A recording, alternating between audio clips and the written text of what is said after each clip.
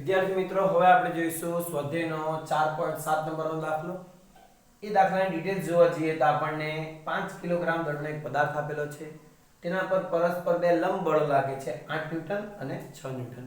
તમે 8 ને આ તરફ અને 6 ન્યૂટન આ તરફ લખી શકો છો, એમાં કોઈ ના નથી. મેં મારી રીતે લખેલું છે 8 ન્યૂટન અને 6 ન્યૂટન.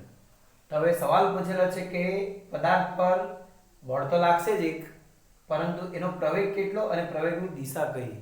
તો આપણે તો પહેલા પરિણામી બળ શોધવું પડશે. આપણી પર જોવા જાય તો બે બળો છે, F1 અને F2.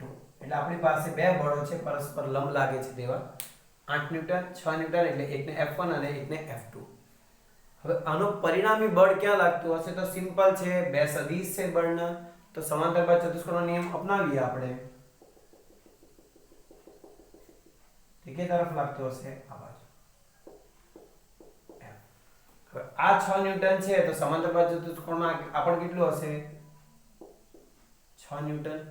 હવે જોવા જાય તો આપણે f નું મૂલ્ય ગણવું હોય તો આ 90 ડિગ્રી છે તો પાયથાગોરસ લગાવી શકીએ છીએ.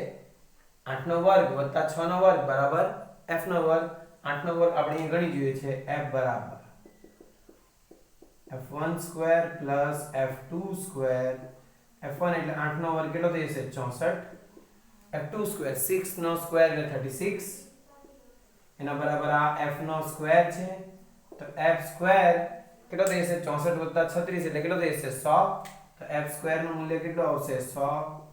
તેનું વર્ગમૂળ કાઢશો, f બરાબર તો કેટલું થઈ જશે? 10 ન્યૂટન. યાને કે અહીંયા તમારું બળ કેટલું આવશે? 10 ન્યૂટન. પરંતુ આપણને બળ નથી પૂછેલું, આપણને શું પૂછેલું છે?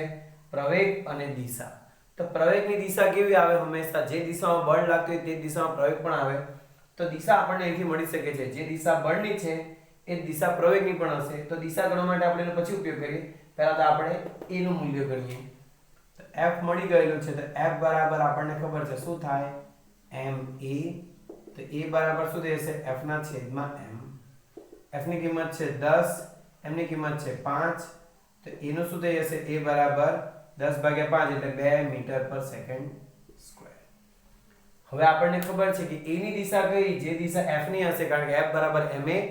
m તો અદિશ રાશિ છે ને એ સદિશ છે, તો f ની જે દિશા હશે તે જ a ની પણ દિશા હોય. તે દિશા ગણવી હોય તો અહીંથી તમારે ખૂણો ગણવો પડશે થીટા. તે થીટા ગણવો હોય તો tan થીટા જો આપણે લઈ લઈએ તે શું થશે? સાબા છેદમાં પાબા, સામેની બાજુ છેદમાં પાછળની બાજુ 6 ના છેદમાં 8. એટલે એપ્રોક્સ એ કેટલું થઈ જશે? એપ્રોક્સ નહીં પણ એક્ઝેક્ટ ગણવું તો 3/4. તે તમારું થઈ જશે 0.75. tan થીટા બરાબર 0.75. બરાબર છે.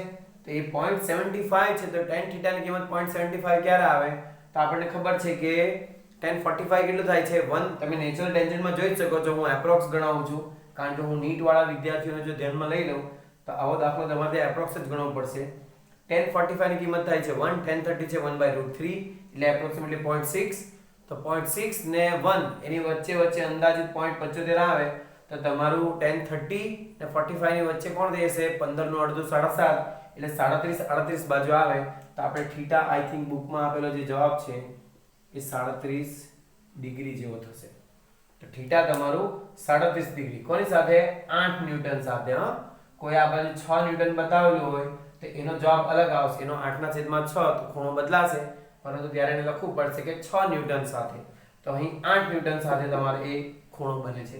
તો આ રીતે તમે આ દાખલો ગણી શકો છો.